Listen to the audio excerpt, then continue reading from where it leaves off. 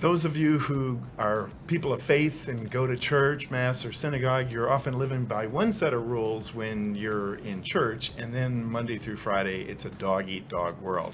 My next guest will talk about why it doesn't have to be that way. That's next on The Jeff Crilley Show.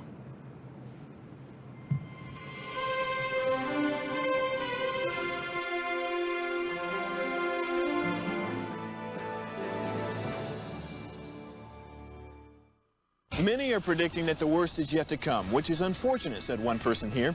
Until now, they've enjoyed the reputation of being the nation's icebox. Watched a burglar in his home this morning by webcam. As a journalist of over 25 years, stories are what make my world turn. Reporting live from the Dallas newsroom tonight, Jeff Crilley, Fox 4 News. But in 2008, I took the jump from my familiar life and started a PR firm from my home. We're talking about anyone with a camcorder like the one I'm using becomes a television network. We started slowly growing the company, and we now have over 100 clients, and we've branched into the world of live digital broadcasting. I now own 8 different TV studios and have a huge team, and the stories that I now get to share are sometimes the most important of my life.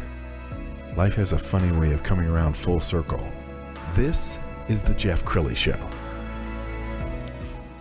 It does amaze me how when I go to church, I'm living by one set of rules. I do unto others, turn the other cheek. And then you get thrown into the business world Monday through Friday, where often you're playing by a different set of rules. And it's not about honor and integrity in many companies. Somebody who's out to change that narrative is my next guest, Ann Small with Blessed by Networking. Thank you for coming on the show. Thank you, Jeff. Thank you for having me. Well, you have such a cool networking group. Tell us all about it.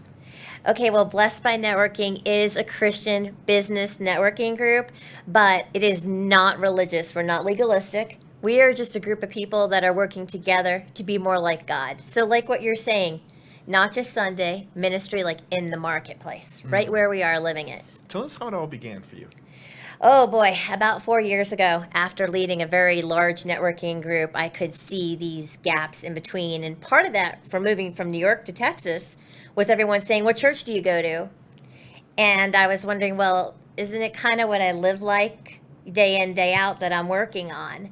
And so when I had the opportunity to start my own networking group, I really needed that to be the foundation. So we were all working actually together, not just saying it, but working together. I love it. So how, during the pandemic, when there hasn't been a lot of face-to-face, how have you navigated that? Wow. Well, I was surprised, but we have had more growth than ever before. So from going from Dallas, Fort Worth to global, we now have Christian leaders coming together all around the world. Yes, we're having the virtual meeting, and people are joining that way, and through our social media, we're doing a host of different things. But once we meet in person, we will always continue to do something virtual now. Describe the feeling of the group, because I know I've been a part of a lot of different networking groups where you do feel like it's they're just pushing their card on you, and yours is very different. That's one of the biggest things. It's about being different. Like when we have an in-person event, we collect the cards up front so people just get to know each other and focus on that. And yes, we have a great speaker every month, so someone's going to walk away with, something. But the point is, later on, you'll get a list of everybody who attended. See who you hit it off with. See who you click with. Get to know them. So tell us one of your favorite stories about the group. I mean, it's now 4 years old. I bet magic happens at every meeting. Magic does happen in every meeting, and especially right now, the miracles are off the chart. One of the favorite stories I have actually is from the beginning when I started Blessed by Networking. And that was, I was really afraid to network in the beginning. And before I started this group, when I led the other large one, that happened very fast.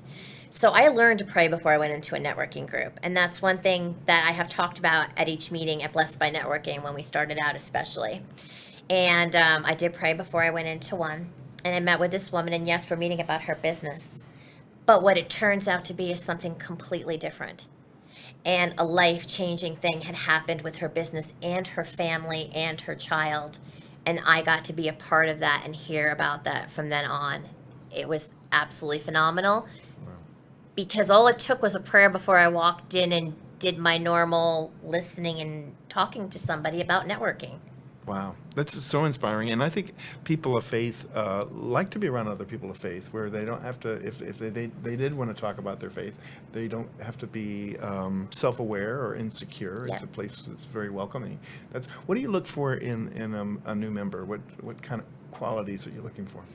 Well, the leadership, we have a full leadership team. And so we are Christian and we have the same foundation and pray together. For the members, if they are open to what we do, we pray before our events and sing a song and things like that, anybody is welcome. We're going to promote the business events that they're still doing if they're an excellent, authentic leader.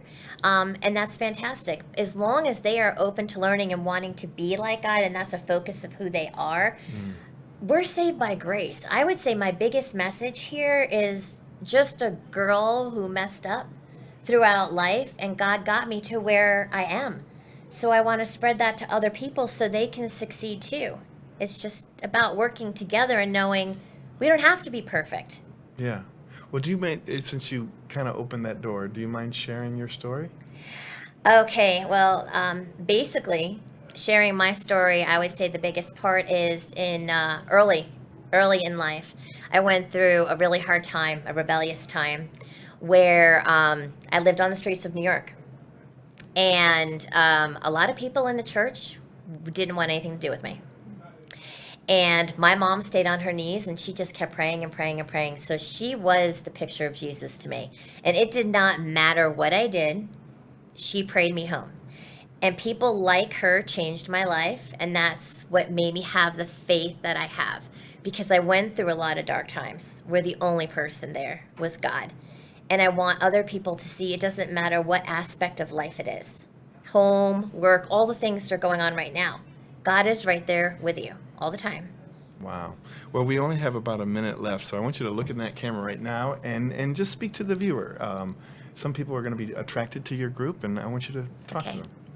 So if you are looking for a fantastic place to plug in, Blessed by Networking is a great place, a group of people where, the public is always welcomed. We do have events every month.